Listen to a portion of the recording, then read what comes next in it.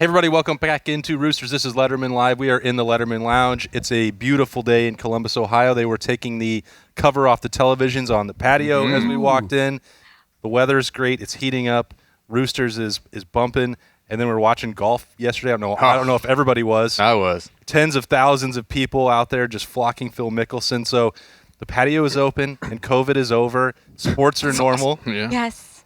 I mean, yesterday was great. The weekend's great. So come out here. I think it's fried pickles appetite. It's fried pickles tomorrow. Yes, they're delicious. Mm-hmm. So They're actually really good. Bill Zwick's You sound surprised. Nicole, no, they're actually pretty good. Well, you know, you Well, she's like trying get to cut fried you off on the pickles chips. at a bunch of different places, you know, and ours are good. They're delicious. they're the no doubt. absolute best. That's Berm down there, Justin Zwick, Nicole Cox from Roosters, and Bobby Carpenter. We are back for another episode, a lot to cover.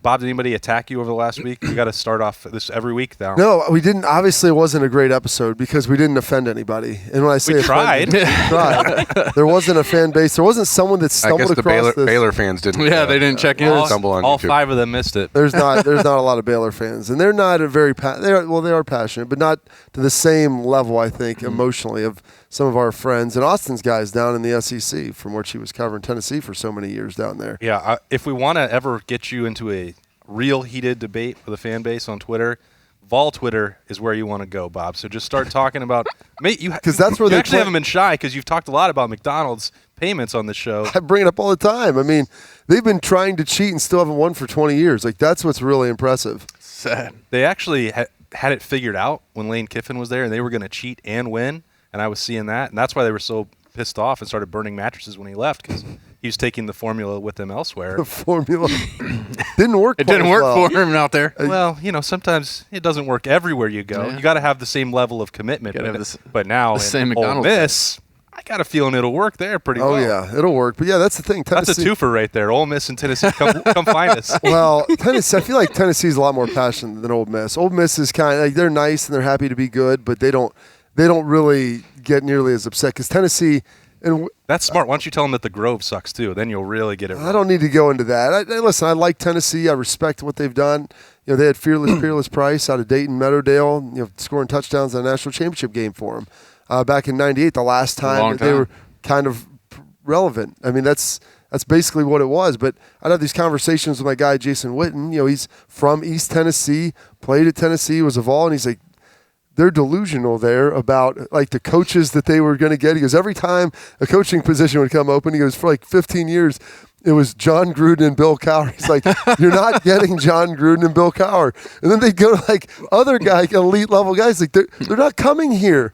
He's like, Belichick, you want to come? Well, no. John Gruden was a GA here, like was the wide receiver coach. Married a cheerleader from Tennessee, yeah. But he's like, they don't want to go there because what they don't realize, like, there's like 5 guys in state that you can get every year that are Tennessee, like SEC caliber players. He's like, then you've got to go and fight with everyone else. And he goes, what they don't realize is when they were having success, the East was really good, but they could go into Louisiana because, you know, they had the famed, you know, Jerry Bernardo and guys who weren't doing well down there. Bama wasn't very good consistently. So they could go get those players there, bring them in, go out to the West Coast. USC wasn't really great through the early 90s, late 80s, and grab some guys from the West Coast and have some success. And then all of a sudden, like, the water rose around them, and they were on a rock, not on a raft. Like they always say, a rising tide raises all ships. Well, they had no ability to float up with the rest of it. And now you're in the situation where if they can go 9-3, like, that's great. It's a little bit, I would say, almost akin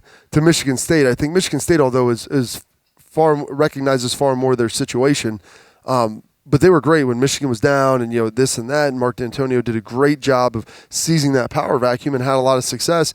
But the reality is, you know, when Ohio State's rolling and Penn State's rolling, if Michigan could ever get there, it'd be really tough. But they're going to have a hard time beating those guys in this area. So they've got to recruit and develop, and then every couple of years make a run. But sitting there at 8-4 and 9-3 isn't the worst thing in the world. Which I think for Tennessee, they say that they would hate that, but in reality, they would actually love it. All right, so we've got that out of the way. For those of you who are coming in from other fan bases that don't want to listen to you're Ohio passionate State, fan. We'll put that right up front so that you get a couple minutes, and now the rest will be about the Buckeyes or about Phil Mickelson. Nicole, I don't know. Yes, lefty. How cool was this weekend? I don't know how much you watched of it, but a 50-year-old goes out there and wins the PGA Championship. 10,000 people just flooding around him out there. I know that you are a much better golfer than Jay-Z gives you credit for, Yes. so I thought maybe you might have watched that and enjoyed everything returning to normal. Hearing the crowds and seeing them celebrate with Phil was pretty cool. It was awesome. It was very neat. I catch little glimpses of it. I was working on the house trying to get ready for our daughter's graduation party, so I didn't get to see all of it. Yeah. But I did notice my husband sitting very close to the television saying, hold on, I'll be right there. And I saw Phil Mickelson on there, so it is very exciting. I've watched him at the Memorial Tournament over, many, many years, and so very exciting for him. Jay-Z is Yeah, I mean, the oldest to do it, right? I mean, 50 years old. The other oldest was 42 or something. 46. 46 was okay. Yeah, but I He's mean, the oldest? he's the oldest to win By a major. almost 4 Yeah, years. by almost 4 years, and I mean, he only got in off of an exemption, right? I mean, wasn't he had to get an exemption for the U.S. Open. He was qualified. Oh, okay. for the Well, he PGA. was. All right. And they should have just probably waited 4 days because now he doesn't need it. Well, exactly. Yeah, they didn't need to go through all that, but I mean, it was fun to see. I saw something on Twitter about his last 5 or 6. Didn't make the cut, and then boom, he's here, and he's hitting bombs out there, giving thumbs up to everybody. I love it. You guys, that's the game of golf. That is the Hitting game bombs? of golf. Yep. Yeah. He does have a Not weird doing thumb. well, not He's doing got like well, a weird and then thumb. bam, you're you know? great. The thumb was almost a little too much for me at the end of the day because it just kept coming out. I want to know, does he have a clock in his mind? Because he can't be reacting to everyone who's yelling at him, but he's just, It's almost like a political thumb. It's not like a real thumbs up. it goes up a little Yeah, bit it's higher just- than Bill Clinton's, I think. does- But it he does It's have got a little more He has into it. major arthritis issues, so maybe that plays into it. But that's his thing, and you know what? Good for him going out and getting a. I'm victory. an emotional person, right? I'm a What? very emotional guy, and I was watching it, and I got a little not the fact that he won. I don't care about that. I just thought it was cool to see so many people back. You were just happy that there were Yes. no masks. And Well, I'm not here to talk about these things. I'm just saying it was kind of cool. well, you said you weren't happy for Phil, so that I was just happy for people being in a normal People being environment. people? I yeah. agree. normal You know, sports and- environment. It there were is. dudes- It Yeah, looked like dudes they out were going to there. jump on the green, though, telling you. dude. For I a didn't think they while, were going to be able to stop him. I thought they almost knocked Phil down when they came up after he hit that The first shot. guy that jumped on him, I'm like, hey, he's not done yet. Yeah, Let's- it looked like he Don't- hurt himself. don't break his He kind of shoulder. stopped. I'm like, did somebody hurt his back jumping on To him? go out there and hit that approach, or to hit that onto the green on 18 with that many people is crazy. And I was like, okay, they're kind of like a coronation, but he was still only 2 strokes up, and Koepka had a birdie putt. I'm like, this isn't over. Why is everyone Longest acting this way? drive of the day on what 16 or 16, I think it was. 16. And, Phil goes out with a 2-shot Pressure. lead, pressure on, and boom, he just puts one. That was That's very impressive. It was unbelievable. Like you said, hitting bombs, he's going against the guy who's won 4 majors, has won 2 PGAs. He only shows up in majors. He only shows up. He's dude's huge. He Yeah, can he bomb the talks ball. about it, yeah. And Koepka, you got a sweet mustache. That was intimidating, obviously. But what it did for me, I was kind of tracking it. We had a million sports games this weekend, so I was just out getting sunburnt all day long for the last 2 days. And we had friends come over, and I asked him, like, hey, we pull the TV outside, like, is Phil still in this thing? He's like, in it. He goes, he's leading. He was by 3 shots. I'm like, what? So we pull up. It's 15. I'm like, man, I'd almost rather be even than up 3 with 3 to go, because then you can second guess It's all yourself. downhill, yeah. You can second guess. Do you play it safe? And If you Phil's had that before too, right? He has. Blowing those leads. has. you know? He has melted down, but it was awesome to be able to get out there. And this is what's great about things like this happening is, I've got my kids out there with me and my friend and his kids, and we're sitting there watching. You get to watch history being made, but in doing that, you talk about the other history that had been made before, and talking about Tiger winning obviously at Augusta in 19, but getting a chance to talk about Jack doing it in 86, and just older athletes who had made these charges late in your career. And so by watching someone do that, it's fantastic in the moment. And hopefully, we'll be able to talk about this again. And it was so great for Phil. And like Berm said, just all the people around him. And you see the passion. But being able to then explain to younger people, because I didn't watch Jack. I remember watching all the highlights of it. And, the 20th anniversary of it. And you start talking about it, and you get to see all the stuff. But being able to talk to my son about that, like, this guy's from Columbus, he's won the most majors. This was kind of, before Tiger, that was kind of the last time something that epic had happened before, where a guy who had been a multi-major winner, great player, you thought they were done, they go and make this charge and make this push. And he's from Columbus, Ohio. And being able to kind of outline all those details was pretty fantastic. And so anytime you see history kind of being made, it allows you to go back and see what the history was that had gotten you there. And so it's a great tool, because so few young people today, I sound like Tress using the term young people all Here the we time. go. All the few, but Been in your winner's manual, haven't you? younger people, like everything is just the recent. It's the best. If it's the most recent, it's the best. And I listened to Gary Player Sunday morning, and he was awesome. If you've ever listened to Gary Player, he is fantastic. He did like a 15-minute interview on ESPN Radio talking about golf, lifestyle changes, obesity, greatness of America. He's South African, loves it over here, and all this stuff. But he was fantastic. And going in, he's like, man, when I won the career Grand Slam at 28, I thought no one would break that. 4 years later, Jack does it at 26, and then Tiger does it at 24. He goes, these guys are phenomenal. He's like, Tiger was the greatest golfer of all time. But he got, he had the issues. He didn't get it. So it's Jack. He was the most talented, but couldn't get it done. He starts going into longevity and taking care of yourself. And he said Phil's accomplishment today would be as great as anything. That was before they knew what the result was. Like, it would be as great as anything that was out there. But he goes through all that history, and you get to talk about it again, which, it makes you feel like you're living it. And it gives you a chance to kind of allow another generation to open up and see something that wasn't done on TikTok or YouTube. Well, we also had that earlier this year with another old timer, winning the Super Bowl, and Tom Brady. Yes, same thing. I was thinking the same exact thing. So you got a lot of guys that are coming out. Maybe it was COVID reset things. Yeah. I don't know. Who knows? But I'm going to wrap all the recency bias and history up and name drop that quarterback, because at Lettermen Row we're starting position weeks. Ooh. So we start with the QBs, Jay-Z, and I was kicking this around with Nicole, and let's just go right into it. Okay. If you had to win one game, and you could pick any Ohio State quarterback in history, who's getting the start? Nicole's had the time to prep. I didn't tell you three. So. That's I was going to ask you. I was thinking of the three quarterbacks now. Well, sometimes I just leave Berm out, in you two are in loop, but this time, no, we're going. Wow, We're going. Nicole gets to go first then, reaction. right? Yeah, she does. Okay, so Justin, I'm really sorry I didn't pick you. No, I'm not going to pick myself. Guys, I was trying not to pick the obvious, but I feel like it's just how it is. But I'm going to pick Justin Fields just because I was so impressed with the talent that he brought to Ohio State. And though he may not be the best quarterback of all time, his talent is there. And I remember when we were talking about the draft, about how, people were saying he is slow making decisions or, hesitates. I didn't feel that way at all during the season. I don't think anybody who watched him. I mean, if anything, I felt like I had never seen a quarterback be able to read the situation as well as he did, and not panic and throw it just because, things were moving quickly. And he can also run the ball. He can make the decision to run the ball, and he can do it well. So I would pick him. Big game QB, Justin Fields. Yeah, I mean, there's nothing wrong with that pick whatsoever. Gosh, it's just so hard to pick because football, even when we were there, I mean, it's changed. I mean, this offense is it's probably more suited to what our team was back then. But, we wanted to go with Flydell in the backfield and, running up the middle a couple times before we went play action on third down. So it's just a little bit different. Gosh, you guys have anybody? I'm trying to rack my brain. I mean, I'm kind of torn between. Berm's going to pick Troy. He always JT does. Barrett. Yes, I mean, he's a Heisman winner. JT might be the guy. I spent $1,100 to watch Troy Smith choke in the biggest game in Ohio. So I feel like there might be some bias. So I'm not going to forget recency bias. We have a real. I'm not going to pick Troy Smith. Troy was great, obviously, but he had a chance to win a huge game for Ohio State, and was awful.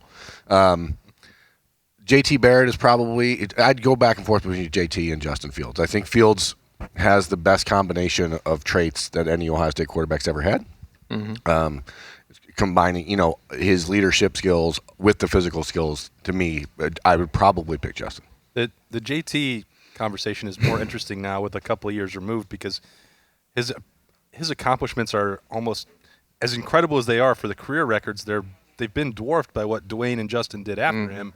So it's easy to forget, in some respects, what he did for so long and the longevity of his career, how impressive that was. And some people also hold that against him because of Dwayne and Joe Burrow. But, I mean, he was the starting quarterback for a reason for a long time. For 10 years. It felt like 10 years. He ran so many quarterback runs up the middle. He got really good at it. Quarterback power. Yeah. I hope Trevor Lawrence is ready for that. Oh, gosh. Could you imagine? Yes, I can. Well, we saw it quite a bit. It won't be hard. That's just Bob, Jay-Z's struggling over there. this is a tough. Well, it's his tough call. It's his position. It's you look back and you try to think, and like Justin said, the game has changed so much with what you ask that position to do. And the historians, and I could look at a guy who's from my hometown in Rex Kern, and people loved him, said he was the ultimate winner. Did he have the best arm in the world? No. Great runner, unbelievable leader. They win a national championship his sophomore year. Lose to USC as his junior year in the Rose Bowl, and then lose to Michigan lose to Michigan his junior year, and then lose to USC the senior in the Rose Bowl. Or, people talked about that as like a 3-time national championship team potentially.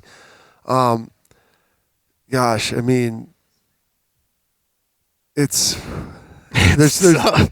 I would say Justin is the most talented guy ever to play the quarterback position at Ohio State, and not just most talented, but talented and most productive. And the game has changed a lot, and it's put a lot on him to be able to do that.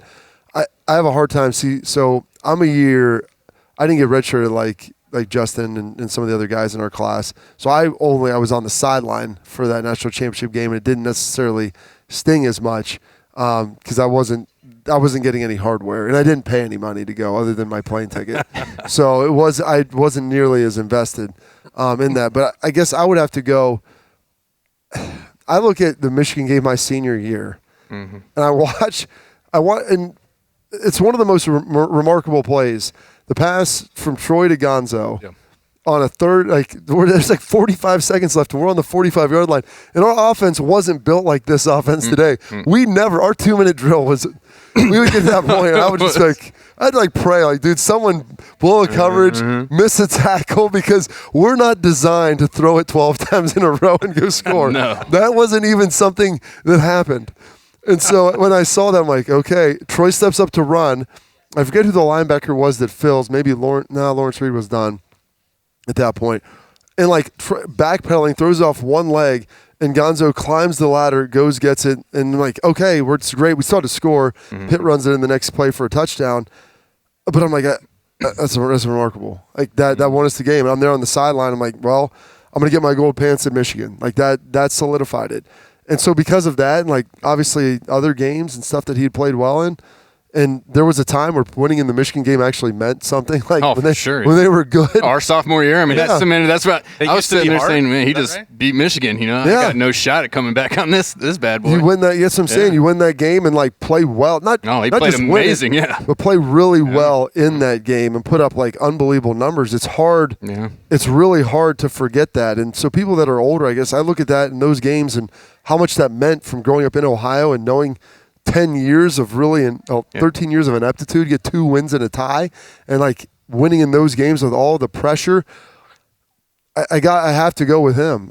Justin's more talented than he is, and he's taller and has a little bit more, and the offense is more built to obviously have success. But for one game outside of the 2006 national championship game, the guy never really mailed in a bad performance in a big moment. Isn't it wild how different this conversation is about the Ohio State quarterbacks? Nicole, this is another thing that came up before the draft. It's they never translate at the next level. Well, that doesn't. Bowserman? It doesn't really. Yeah, Bowserman definitely changed it. I'm talking about a run of taking aside. I watched him throw that ball against Miami. I was there on that one too. 10 rows deep. Oh, that was tough. Terrell Pryor, Braxton Miller, J.T. Barrett, Cardale Jones. Todd Beckman. Let's not forget about old Todd. I'm skipping over 2011.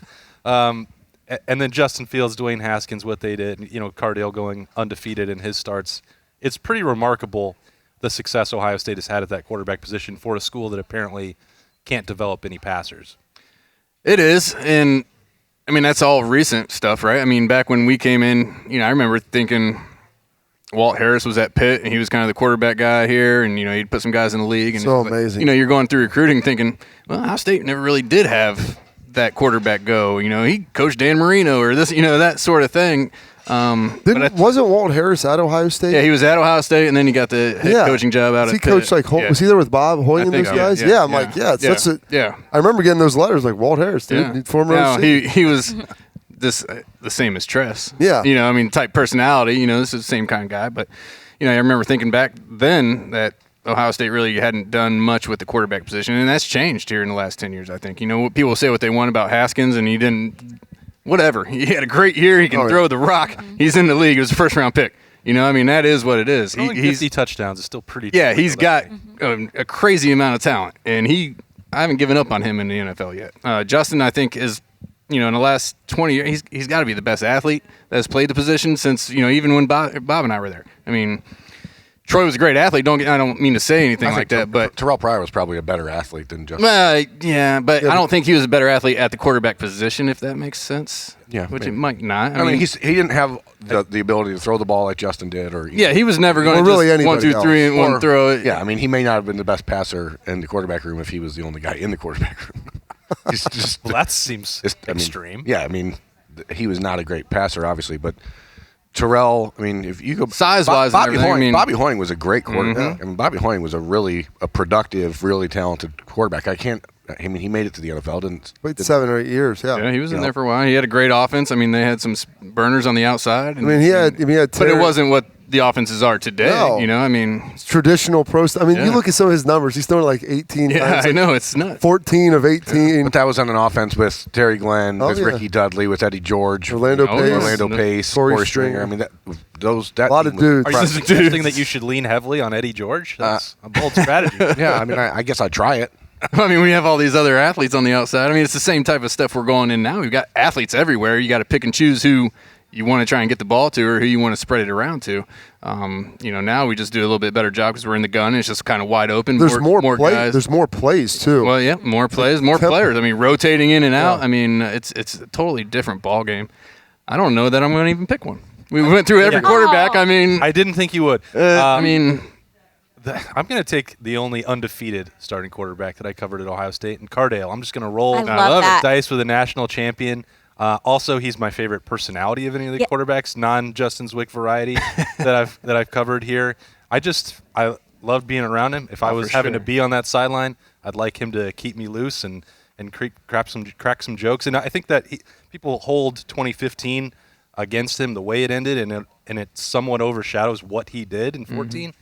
Maybe not for everybody. That generalization doesn't apply 100% across the board, but he was in a tougher spot. That 2015 team, they just didn't maximize the talent. Some of the promises that he may have been offered to come back didn't really come to fruition, and it was just a disjointed year with him and JT going back and forth. But you know, the size, the arm strength, clearly the confidence that he had. Yeah, being able to step up in a time when his team needs him to, answer the bell. And, I mean, it was an impressive run he had. I think JT, after starting for 10 years or whatever he did, I think he's kind of the one that put us on that trajectory of where we are now, right? I mean, Urban came in and you had Braxton for a year or two, and then JT took over and we started I don't think winning all these really games. Understand how dynamic JT Barrett was in 2014. I mean, the breaking his leg when he did changed everything about the way he played the next couple of years. He was dynamic as heck in those first 10 games of 2014. What was the 80 yards running away from people at Minnesota? Term running away. I mean, it was no, that was like Tecmo Bowl. You know how you can run and you kind of zigzag. I didn't say straight line speed. I said running away. Sideline to sideline. But hey, running in that it was like 6 degrees out. You don't move a lot faster. Everybody's slower in the snow. That is true. It wasn't snow. It was just really cold. There may have been flakes. There wasn't actually snow on the ground. I mean, the flakes were flurrying around the dilly bar on the sideline for that. Dilly bar on the sideline. The Minnesota strength coach or whoever that probably wasn't. I don't think he was a strength coach. Pretty sure that was. I instantly knew that was wrong. I'm pretty sure that was an offensive line coach. I mean, yeah, that guy wasn't built like Schlegs. All right, so I think we've sorted it out. You had a lot of good options at Ohio State for quarterback. Fried pickles are this week for Appetizer Tuesday. Yes. Nicole, is there anything else that you need to get out there or arguments that you need to settle? Yes, I just would like to say, I don't like ever having to pick one great athlete. So I do think all of our quarterbacks have been amazing, and I think too that they hold on. This is important. I think they all have learned from one another too. That's why they just keep getting better and better. They watch, the guys ahead of them, and then they grow to be even better. And I also want to say about Cardale, he's a great leader, so amazing, and he loves Roosters, and he treats our staff like our team so well, so respectful, and just such a good person. And I just think that is something very important with any athlete. I mean, I think that helps make them even a better athlete when they're just a good person in general. He loves Roosters and he loves Lettermen Row. That's good enough for me. Come Amen. I along. love That's it. right. I love He's it. come a long way from playing school. I'll tell you that. Yeah. I'd like to say that. Imagine Troy Smith with Ryan Day's offense. Like is that your guys at the 2005, 2006 teams in Ryan Day's offense would have been just absurd. Well, I think the same might have been true for Terrell Pryor. I mean, you can cover up some of the for sure. accuracy issues. Yeah, he would have been perhaps. playing with tight end. Well, okay. Well, that's a different conversation. We can actually have that when we go back. We're going to let Nicole. And go- exciting news, guys. Oh, yeah. she had another thing. Okay. Corn dogs are coming back on the menu. Yeah. No chips yet, but corn dogs. All right, it's a start. Progress. Guys, It's a start. We're Isn't that accomplishing. amazing? We're making things happen I know. here every Monday. It's happening. For Letterman Live, except for next week, by the way, which will be Memorial Day. So that'll be a Tuesday show. For anybody who And wants. guys, to I won't hang be out here with us. that week, but I'll be back the following week. All right, Sorry, we're not guys. coming. What's up? It's okay. I'll send my notes in. Going on vacation. Yeah. Berm's going to steal your notebook. Can we four-box her and just drop her in? Yeah, we're gonna With have a TV screen we're right gonna there. have to figure out something. We got his TV screen. We'll start working with that up there. All right. Thanks, Nicole, again for having Thank us every you, week guys. in here. We'll be right back with Letterman Live. It's brought to you by Roosters, which is a fun, casual joint. Roosters is one of the unique companies that we deal with. They're involved in everything we do, from our personal foundation to also the Cancer Research Fund. And that's from the Buckeye Cruise from Cancer to all the events leading up to the Buckeye Cruise. They donate back to different organizations that are near and dear to their heart, and we're so fortunate to have been with Roosters now for a long, long time. All the folks at Roosters are just genuinely kind folks, and they want to make a difference. Thank you, Roosters Foundation. Thank you, Roosters Foundation. Thank you, Roosters Foundation. All right, welcome back into Roosters. We're in the Letterman Lounge. We're talking about quarterbacks for quarterback weeks. Let's shift away from a conversation that actually included you, Jay-Z, as a potential answer, and talk about this year and what needs to happen over the summer months so that Ryan Day and Kevin Wilson, Corey Dennis can pick between C.J. Stroud, Jack Miller, and Kyle McCord by August, or probably by August 15th. I'll just say that. That's when it needs to be done. Yeah, I mean, there's going to be a lot of stuff that these quarterbacks are going to be doing kind of on their own. There's nothing in place by the NCAA that allows them to have any more time that we've Time talked out about on that. before. Let's put a pin in that real quick. I mean, Austin always has his ear to the tracks, if you will. Yeah, I do. Knows everything that's coming down the pipe. You have to be careful, though, when you put your ear on the track. 'Cause Well, as long as I'm not having my foot on the other side and just holding you there until you get. Well, that's what makes me nervous. Oh, it's okay. But I'm going to hold you there until That's you what's happening right give me now. this answer. Yeah, that's what's happening right now. Well, because due to like how spring went and obviously the off season, lack of a spring last year, there's been rumblings that the NCAA, in their quick ability to be very mobile and adaptable, to Very much. pivot Yeah, on this that's situation them all the way. and might allow a little bit of contact with the coach, not physical contact, but contact with the coaches as far as hours here, hours there, of some instruction as far as throwing the ball and working through some of the schematic things that maybe they hadn't done before, which would change, obviously, your answer with how things are working, because that's never been the case. Is that something, Austin, Well, Is that on the tracks? that might it is on be the there? tracks. It's on but the as you know, tracks. the NCAA train moves very slowly. But is it before or behind the NIL? Where does that come in? Or did that get think- derailed? That's I think that there is progress being made on that, and it's also a reflection that coaches around the country, when they go to their competitive committees and make their recommendations. the coaches are all about it. Yeah, they'd but- say covering Sure, them yeah. every Oh, day. yeah. But they haven't. The truth is, they haven't always much would you been, guys like? because some would like their time off, and you're also trying to represent the interests of more than just SEC coaches or Ohio State coaches. These that guys are wanna- paid a lot, man. well, and they also think that they need to go spend some of it at the lake, which Recruiting is a vacation. You get to go down to Florida and try to get guys down there. Berm's getting worked up on that one down there. No, I mean, It's already more than what you guys had under the allowable hours in the summer, because they can get 8 where they can have meetings. That part has been changed since Yeah. just a few years ago when you guys were out there. Well, there was a point when we played, they could not. It was voluntary, and they couldn't take attendance. And the coaches would walk around, and dudes would grab the clipboard and throw it, and throw it across. Like, we're tracking your numbers. Like, well, if you don't have a number box, then you obviously weren't here. So, yeah, that part has changed, and they can, once you're seeing a lot more people taking those summer hours. Almost that's basically mandatory for playing college football anymore, because you can Voluntary. because you can have those workouts, the 8 hours. You can have meetings, go through the offense. 4 or 5 years ago, I think they were like, well, you can do these workouts, but you can't use a football. So you would throw a tennis ball. You'd start seeing tennis balls. You'd see volleyballs. Dumbest thing in the world. And like, what are we doing? Like, you already have admitted that we're allowed to do this. That it's something that's valuable to the kids. So there has been. I want you to think about how absurd that is. Like for a quarterback, it's so NCAA. Like first of all, you're talking about guys who, if they have draft ability or NFL ability, they have millions of dollars in their elbow and shoulder. And you're going to go from throwing a football, hey, we're going to have you throw this tennis ball, like this wiffle ball, and hopefully this doesn't jack you up. You know what I'm saying? Like, hey, go throw that. See how that feels. You know what? My elbow's starting to hurt. You get used to throwing some curveballs out there. Do a wiffle ball. It's hard to flick that. With we only need one, just the fastball, Justin. We don't need any curveballs, knuckleballs out there. But that part's crazy. Yeah, they're heading more towards that direction, Bob, and they already have some that's more allowable than what you guys had. Okay, so tell us now, Justin, what the process is going to be like. You and the offensive line going to Wingstop, maybe to Root, not even. Well, no, that comes later. You set up your 7-on-7s, on Tuesday, Thursdays, or Monday, Wednesday, Friday, however, many days you think you're going to get the guys to come, right? Because you need everybody. You can't just get your receivers or your guys. You got to get the linebackers. You got to get everybody on the same schedule. Linebackers are the hardest ones, I think. Well, they back in our day, they were the testy ones. Linebackers don't even like football, from what I understand. Is he getting that from you? That's funny. But anyhow, so you got to set your schedule up. You'll have your 7-on-7. A lot of times they'll leave a script from practice in the springtime in the quarterback room that you can go grab, take it out there, and now you're calling.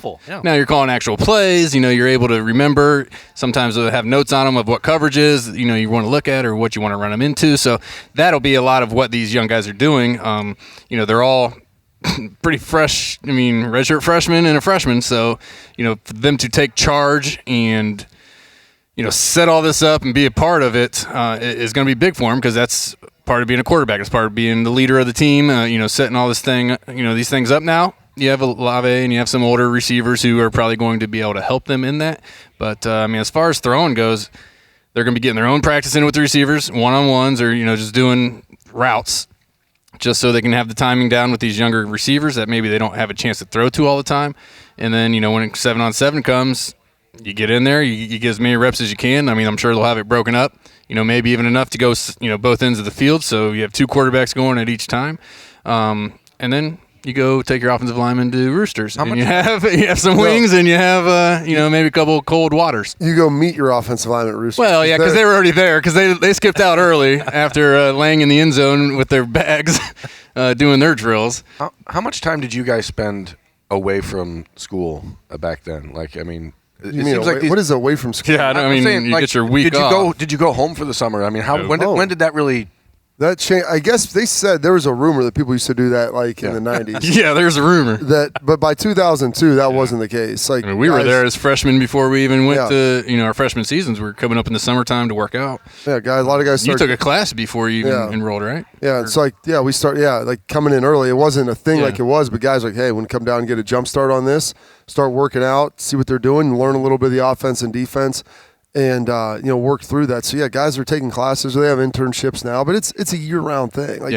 There is no off season from development and getting better. And even back when we did it, we would have spring break, and our spring ball would start the next Monday. So we didn't even get spring breaks, really. I didn't anyways. Responsible players. Well, yes, responsible. Because I know I got practice coming up on Monday morning. I'm spending that week working out. Now it's in the middle of practice, so it's probably the same type of thing. They've made it so they can't go. Yeah, it can't go. Tress, remember he started making that meeting at 8 o'clock on Sunday night. Oh, that's right. The night before, make sure everybody's back. To make sure everybody was back, and you had some motley-looking crews rolling through there, man. They had just driven all night from Florida to get back. Oh yeah, in the clothes that they had on probably 24 hours prior. Yeah, looking really rough. But it's a fine line, like Justin said, about scheduling this stuff. Because if you schedule too much, no one wants to come. Yep. So you have to find the sweet spot. Because they're still there 2 hours to a plus a day, working out, lifting, doing everything else they have to do. So you're saying, hey, 6 o'clock, we're coming back. And so some guys would lift at 4 and then be done. Other guys are lifting in the morning because they've got internships or however it is. And then you've got to come back. You've got to do all that stuff again. And then sometimes you'd get back there and there'd be other sports that were using the fields. And what really bothered me was when it was camps. I could give a crap about these high school kids out here that are out here running around doing this stuff. And so then I'd have to go out there and be the jerk and have to start just kicking their stuff off the field. And the other coaches would get mad and like, who's paying your salaries? Let's get the heck off of here. Let's be honest, if we're this funding stuff. The linebackers were the ones that were getting I'm getting trying to stuff make done stuff, back in the making day. sure. I'm like, I don't care. Like, be honest. Like, if we don't win enough games next year, we're not bringing in the same amount of money. So you're putting a whole lot of pressure on us. So let us go out here. let us It's practice. 6 o'clock at night. We're going to get this one field. They tried to like go over on the grass field. It's not even line. There weren't even lines on it. And there it was weren't even crappy lines grass on it. field. It's not It even was there anymore. Bad. It was so bad. But I'm like, you go over that. Like, it's not lined.